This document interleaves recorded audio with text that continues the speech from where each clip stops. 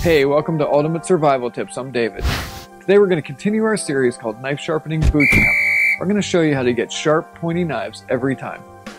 In this series, we're going to take a look at things like stone sharpeners, field sharpeners, tool sharpeners, gizmos and gadgets, bench sharpeners, just about any other kind of sharpener you can imagine.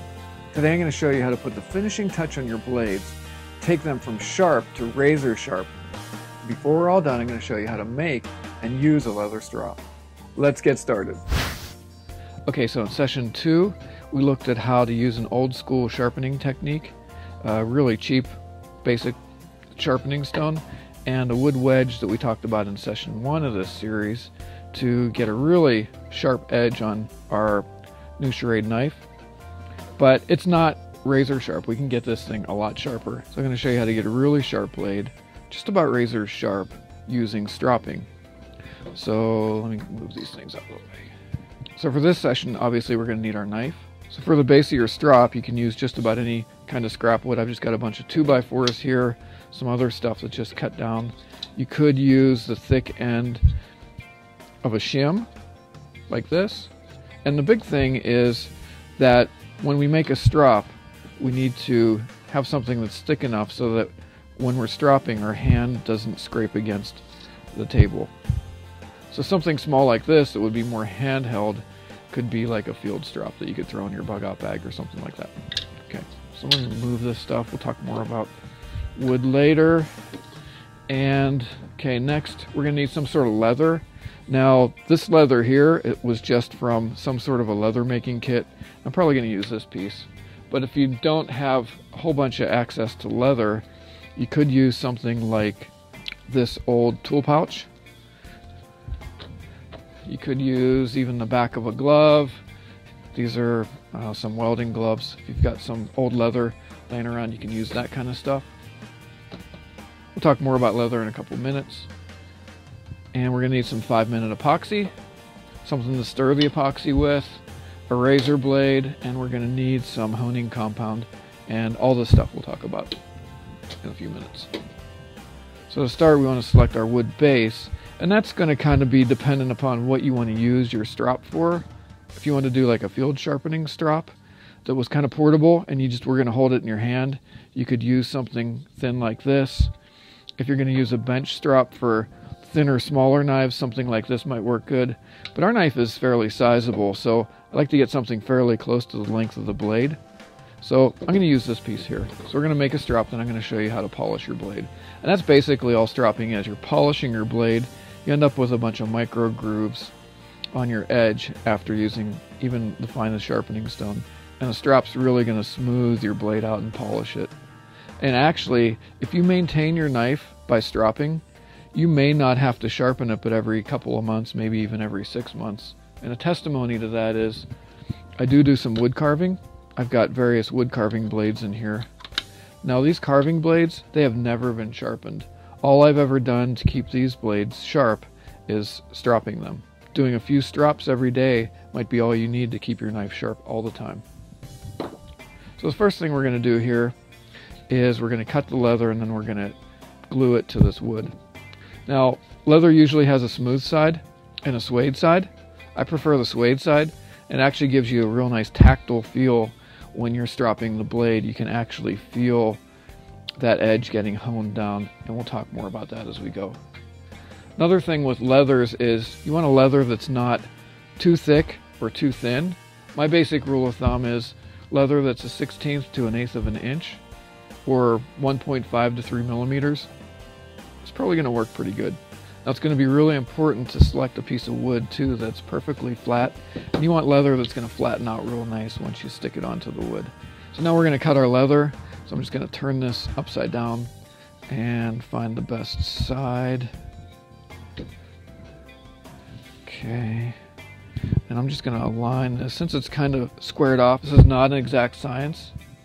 I'm just going to, it's kind of actually pretty easy. I'm just going to cut this edge here. I'm going to use my razor blade for that, and you can see it's not perfect, but that's going to be perfectly fine. Okay, there we go, line it up. We've got just a little bit of a spot down here to kind of hold onto the strop without tainting the leather. And next thing we're going to do is grab our 5-minute epoxy. I love this stuff. Okay. And let's see how far this is going to go down. It's going to go down to about there. So let's just start down here. Make sure we get stuff coming out of both sides. Get it on there. That should be good enough. You got to work pretty fast with this stuff because it will set up on you. I'm just going to grab my stick here. We're going to just, a lot of times I mix this in like a plastic lid or something. Here, I'm just going to kind of work it all together. Mix it right on this wood. It saves a step, and this should work out just fine. Pretty heavy on it here, so I'm just going to skim some off the sides here. Used a little bit too much, but that'll be fine. Okay, next thing. Just going to kind of make sure we have some epoxy underneath this whole thing. Now this is going to set up pretty quick. I'm just going to turn this upside down, make sure I don't shift it. Just kind of apply pressure for a little bit. I'm going to clean up some of these edges while it's still soft,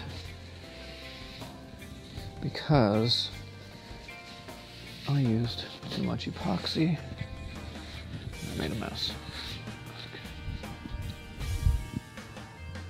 Okay, so while we were letting this dry, which actually took about 12 minutes, not 5 minutes, because I'm working in my shop, which is in my basement. It's a little bit cooler down here. I decided to put a 10-pound weight on top of my cut 2x4 piece here, and just to keep it flat, keep everything tight, and just make sure that we didn't have any bumps or bubbles on the bottom of this leather that could mess things up. So let's ditch this weight. And I see that I was kind of messy on the edges. Not too bad, but there's a couple of spots where the epoxy actually leaked out the sides, and so I'm just going to get my razor blade and trim these sections off just a little bit wherever that epoxy kind of ended up on top of the leather, and that should be perfectly fine. Next thing we're going to do is we're going to use our Yellowstone. Now you could strop your blade and polish it up without any compound, but the compound's going to make your stropping a lot quicker. So I use a Yellowstone that is actually kind of hard to find. This is the stuff that wood carvers use. It's the stuff I've always used. Now there's a bunch of green stuff out there. I'm sure that works fine too. I just have a preference. This is called Yellowstone. I'll put a link to it in the video description. But, you know, this stuff's basically kind of like a big crayon. And you just go ahead and you rub it all up on your leather like this. That's probably good. Okay, now our stropping, basically what we're doing is we're going back and forth. Now we can kind of, I don't know if you can hear that. What we're going to do is we're going to kind of go back and forth like this. You can actually kind of feel when there's just a hair resistance on the strop. You have kind of like a little amplified sound coming off of there. A little bit of a scratching sound. Now one of the ways that I test sharpness is just relative sharpness. Take a razor blade, and we can kind of see how well that blade went through the paper. Then we just compare the look of our knife cut to our razor blade cut, and when they're about the same, we know our knife's approaching razor sharp. Now in the next session, I'm going to show you 3 ways to safely test the sharpness of any blade. So don't miss session 4. Oh, before I forget, I want to thank Russell Taylor and the kind folks at Taylor Brands, the makers of Smith & Wesson and Schrade knives, for helping me make this series possible. You guys rock!